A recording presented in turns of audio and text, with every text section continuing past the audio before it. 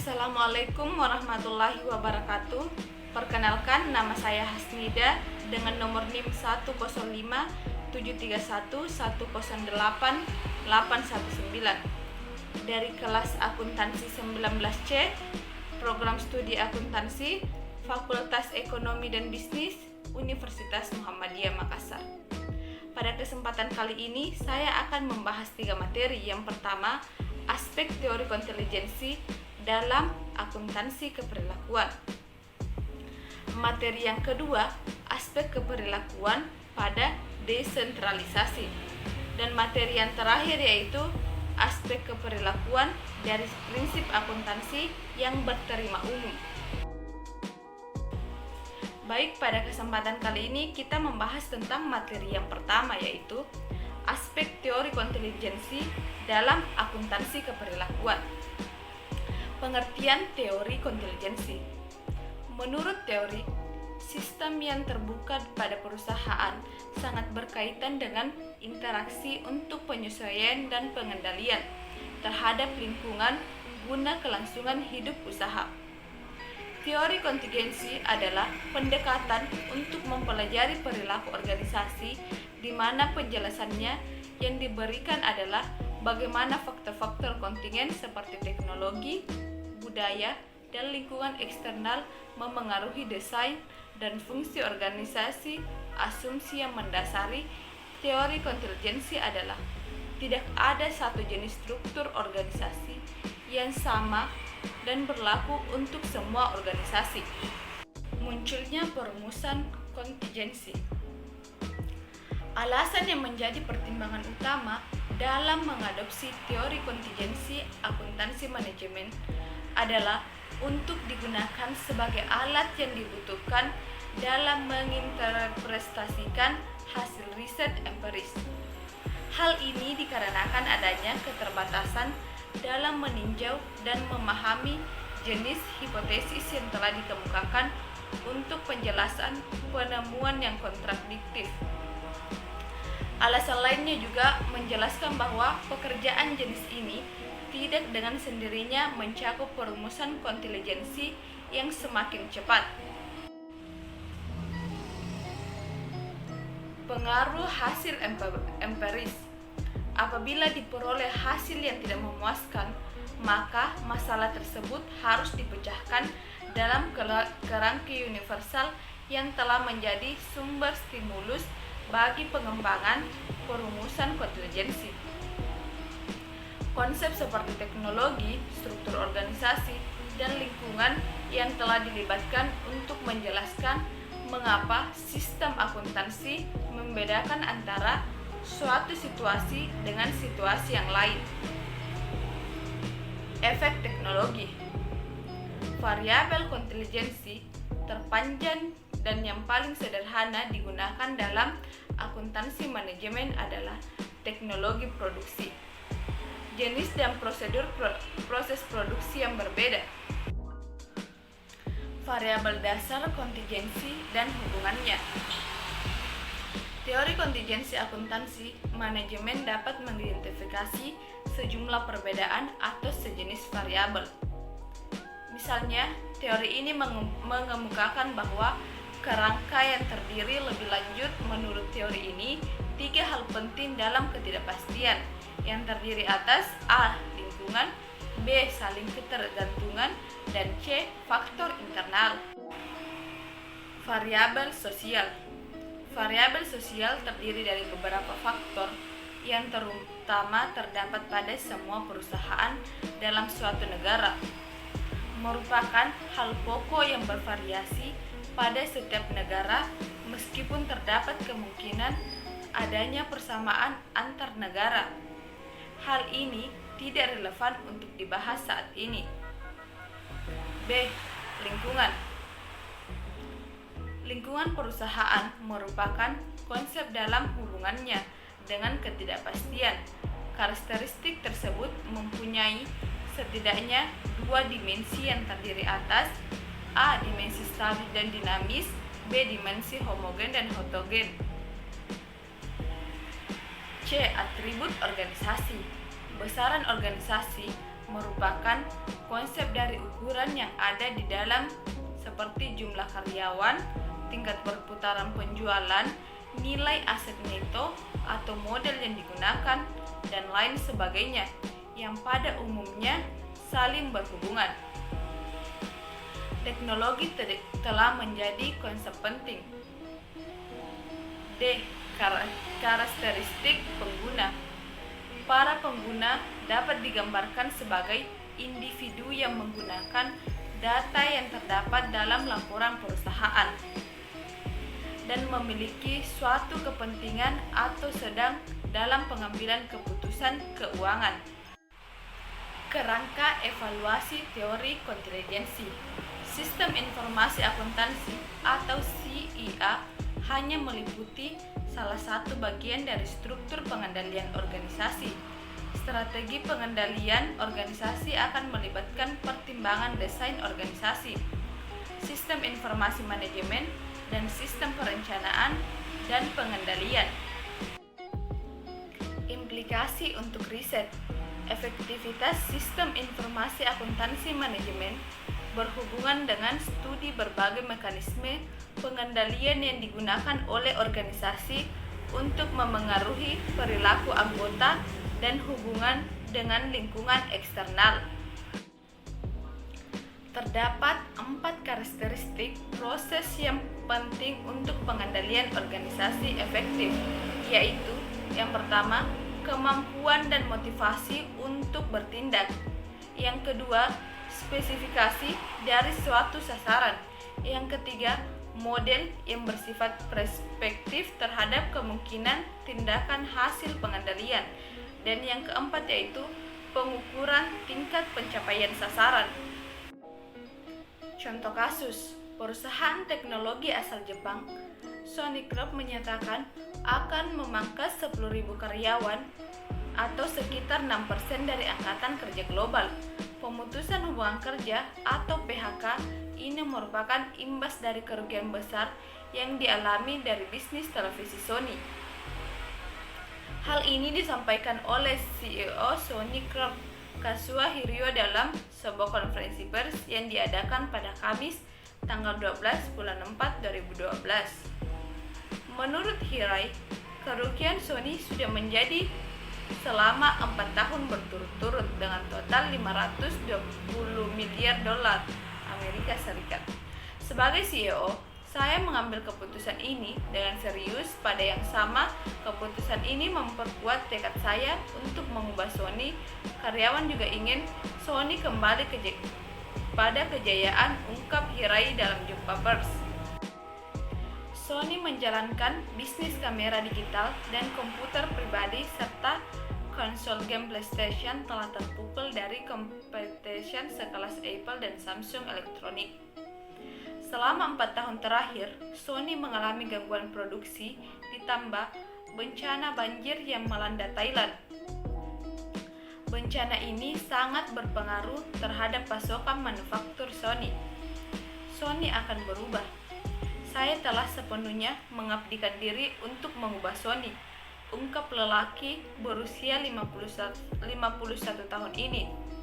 Hiroi menambahkan setelah PHK, Sony akan fokus kepada industri kamera digital, game, dan smartphone. Sony juga berencana untuk memperluas bisnis peralatan medis seperti produk endoskopi dan akan memasuki bisnis diagnosis medis. Sony juga akan menargetkan pertumbuhan baru di pasar negara berkembang seperti India dan Meksiko, serta menargetkan pendapatan 2,6 triliun yang hingga Maret 2015 secara global.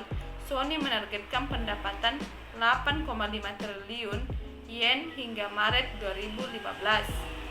Kesimpulan, perkembangan akuntansi keperilakuan sekarang ini telah meluas hingga meliputi berbagai dimensi ilmu. Arah perkembangan akuntansi keperilakuan sejalan paralel dengan perkembangan teori perilaku organisasi sebagai induk evaluasi akuntansi keperilakuan itu sendiri. Pada akhir perkembangannya, akuntansi keperilakuan mengakses berbagai disiplin ilmu dan teori Namun, tampaknya kontingensi memberi pengaruh yang dominan dalam disiplin ilmu dan riset-riset akuntansi keperlakuan. Berbagai fakta empiris menunjukkan riset-riset akuntansi keperlakuan yang berbasis kontingensi telah memberikan hasil-hasil yang berbeda dalam penjelasan fenomena hubungan antar variabel dalam riset. Investigasi atas riset-riset terdahulu menunjukkan bahwa perbedaan hasil-hasil riset tersebut disebabkan oleh setting riset dalam hal pemahaman logis atas konstruksi hubungan antar variabel dan aspek. Baik, pada materi kedua, kita akan membahas tentang aspek keperlakuan pada desentralisasi. Arti desentralisasi. Istilah desentralisasi digunakan dalam sejumlah besar literatur yang beragam. Dengan demikian, istilah ini memiliki arti yang berbeda bagi orang yang berbeda. Untuk membatasi lingkup dari bab ini, desentralisasi dibahas hanya dalam konteks perusahaan, bisnis. Meskipun demikian, bab ini, desentralisasi mempunyai beberapa arti. Definisi yang paling populer dari desentralisasi adalah definisi yang diberikan oleh H. A. Simon. Lingkungan sebagai faktor penentu desentralisasi.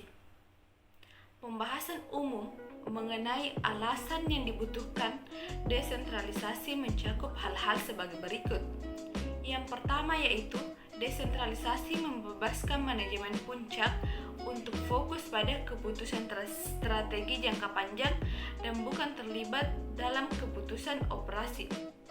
Hal ini berarti penggunaan yang lebih baik atas waktu manajerial yang sangat berharga. Yang kedua, desentralisasi memungkinkan organisasi untuk memberikan respon secara cepat dan efektif terhadap masalah, karena mereka yang berbeda paling dekat dengan masalah atau manajer lokal memiliki informasi yang paling baik sehingga dapat memberikan respon lebih baik terhadap kebutuhan lokal. Yang ketiga yaitu sistem yang tersentralisasi tidak mampu menangani semua informasi rumit yang diperlukan untuk membuat keputusan yang tersentralisasi, mungkin lebih interior dibandingkan dengan keputusan yang dibuat secara lokal dalam sistem yang tersentralisasi. Yang keempat yaitu desentralisasi, menyediakan dasar pelatihan yang baik bagi manajemen atau masa depan. Yang kelima yaitu desentralisasi memenuhi kebutuhan akan otonomi sehingga merupakan suatu alat motivasi yang kuat bagi manajer. Memilih struktur.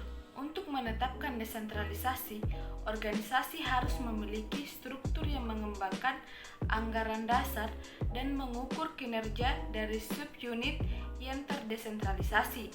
Tidak ada satupun struktur yang paling sesuai dengan desentralisasi, merupakan pokok bahasan dari bagian ini. Pilihan atas strat bagaimana cara untuk suatu dari sekian banyak struktur yang dapat meningkatkan desentralisasi yang sesuai membutuhkan dua keputusan. Yang pertama, bagaimana memanage tugas keputusan dalam suatu organisasi. Dan yang kedua, sistem akuntabilitas seperti apa yang sebaiknya diterapkan terhadap sumber daya yang digunakan dalam melaksanakan berbagai tugas dan keputusan. Merencanakan akuntabilitas sumber daya. Langkah kedua dalam memilih struktur adalah merencanakan sistem yang sesuai untuk akuntabilitas sumber daya pada berbagai subunit fungsional, produk, atau wilayah. Biasanya, struktur akuntabilitas sumber daya mengikuti logika dari distribusi fisik, aktivitas, dan keputusan yang dicapai oleh penciptaan subunit.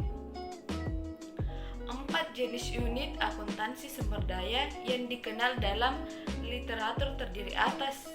Yang pertama, pusat biaya. Yang kedua, pusat pendapatan. Yang ketiga, pusat laba. Dan yang keempat, pusat investasi. Pengembangan anggaran dasar. Pilihan atas struktur yang sesuai merupakan langkah pertama di jalan yang menuju pada desentralisasi. Tugas yang sama pentingnya adalah mengembangkan anggaran dasar, yakni sekelompok aturan dan prinsip operasi yang akan mengatur hubungan antara subunit dengan kantor pusat atau KP, dan antara satu subunit dengan subunit yang lain. Hubungan antara subunit dan kantor pusat memerlukan penggambaran aktivitas di mana subunit memiliki wewenang dan tanggung jawab utama, serta cara di mana kantor pusat mengharapkan manajer subunit melaksanakan aktivitas yang diberikan kepada unit.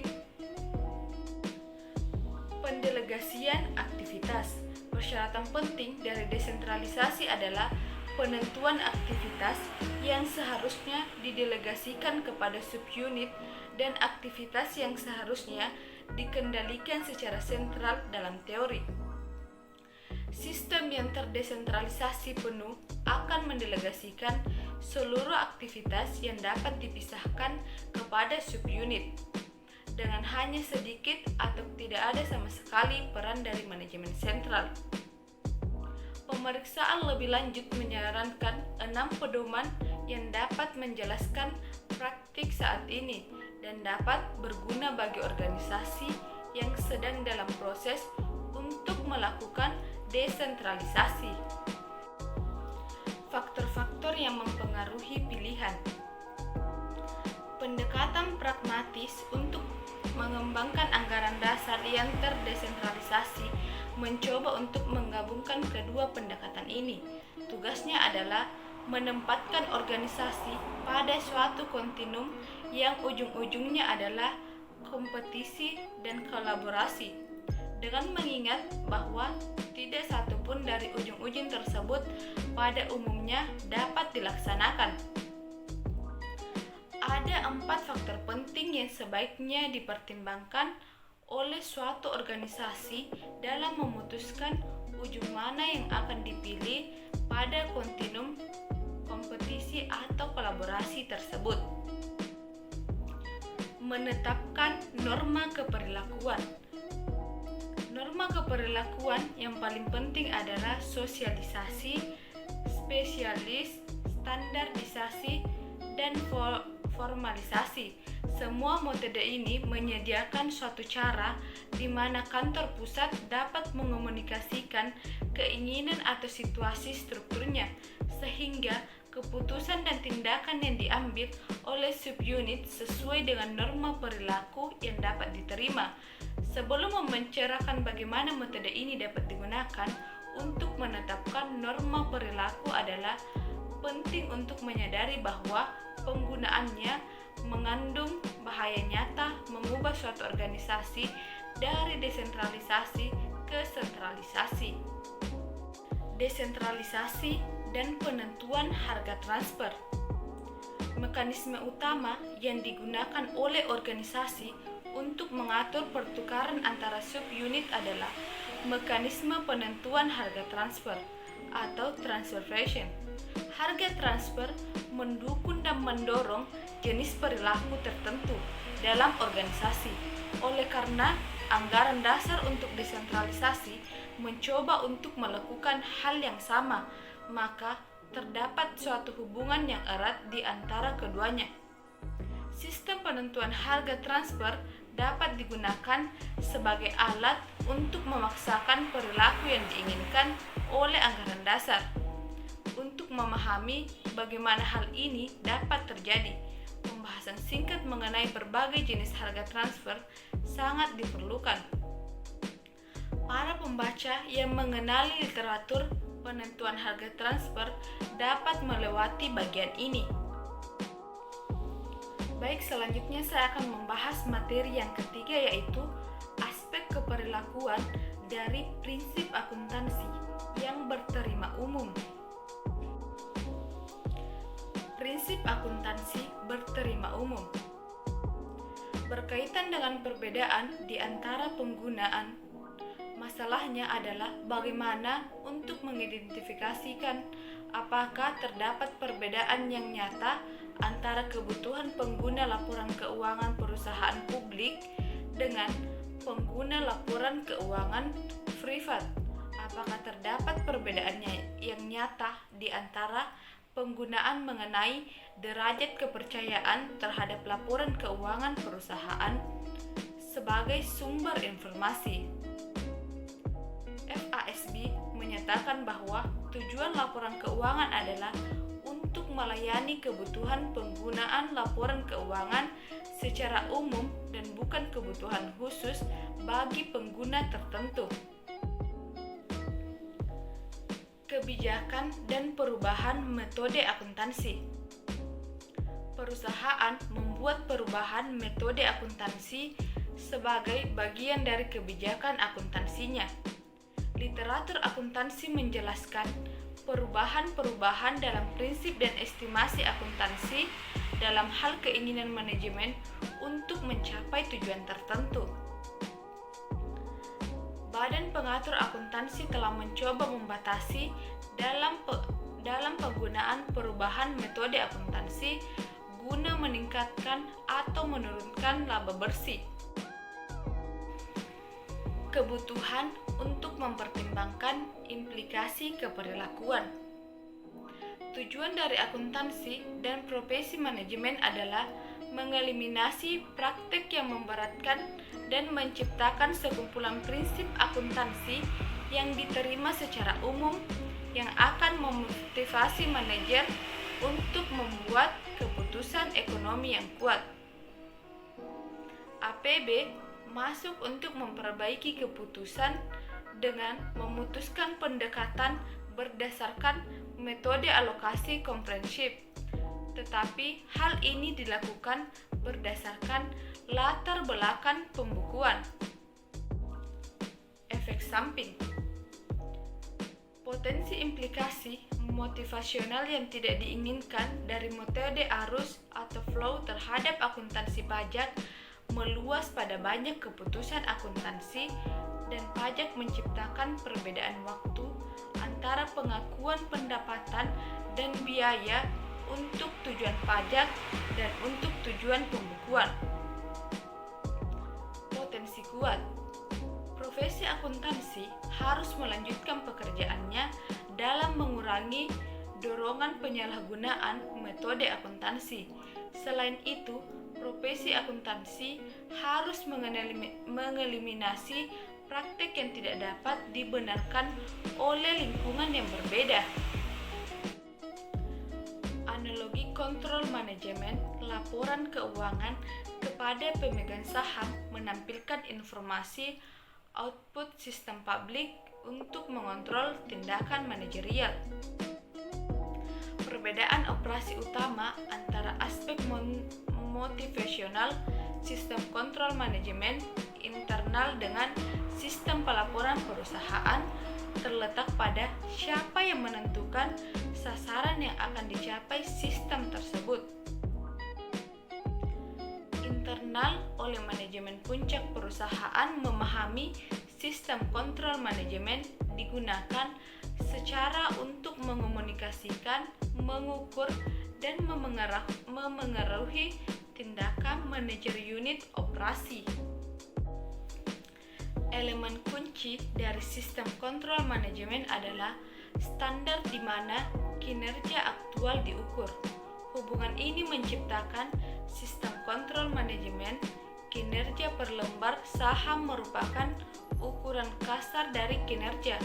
Hal ini memengaruhi perilaku manajerial melalui dua cara, yaitu cara dengan dimana koperasi dikapitalisasi. Yang kedua, cara dengan mana keputusan-keputusan akuntansi dan ekonomi dibuat dalam menciptakan dan menghitung laba. Kemajuan terbaru, anak perusahaan tidak dikonsolidasi. Opini APB nomor 10 yang merupakan amandemen terhadap Accounting Research Bulletin nomor 51 mengurangi bias motivasional yang melekat kepada prinsip konsolidasi yang lama. Kerugian dan laba luar.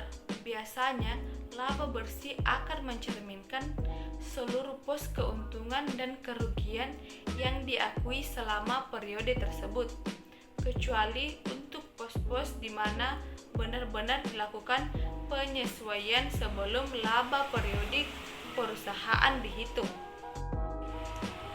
Area yang menjadi perhatian sekarang, terdapat sejumlah praktik akuntansi yang mempunyai karakteristik perilaku yang tidak diinginkan karena praktik-praktik tersebut dapat mengonsolidasikan keputusan manajerial dengan cara yang menghasilkan pengukuran kinerja yang menyesatkan.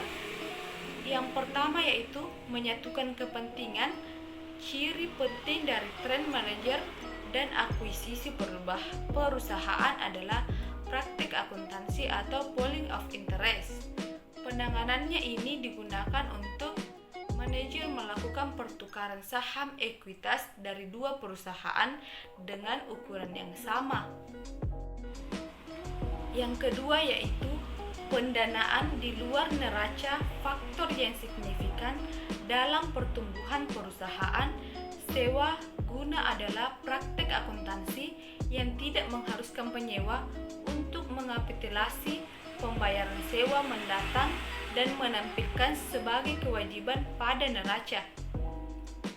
Metode pendanaan di luar neraca adalah menciptakan anak perusahaan yang bergerak di bidang keuangan untuk menangani pendanaan hutang melalui penjualan kredit. Yang ketiga yaitu kredit pajak investasi. Penanganan akuntansi arus kredit pajak investasi memungkinkan perusahaan untuk mengakui keuntungan penghasilan secara penuh dari kredit pajak investasi dalam tahun ini, sehingga memungkinkan menghasilkan laporan yang menyesatkan untuk laba periode sekarang. Yang keempat yaitu perlindungan melalui pengungkapan, memungkinkan untuk mengurangi potensi dari implikasi perilaku yang tidak diinginkan dari kasus sebelumnya dengan ketentuan pengungkapan yang berhubungan. Hal ini berlaku jika analisis sekuritas dan pemegang saham memahami secara penuh praktik akuntansi yang terlibat dan secara eksplisit melakukan penyesuaian terhadap pengaruh metode akuntansi terhadap laba perusahaan dan melakukan evaluasi. Yang kelima yaitu pengendalian internal. Contoh pengendalian internal, terdapat sedikit perusahaan yang mengungkapkan kapitalisasi sewa guna pada laporan keuangan publiknya, meskipun sebagian besar dari perusahaan tersebut menuntut manajer divisional untuk mengapitalisasi sewa guna usaha pada laporan divisional.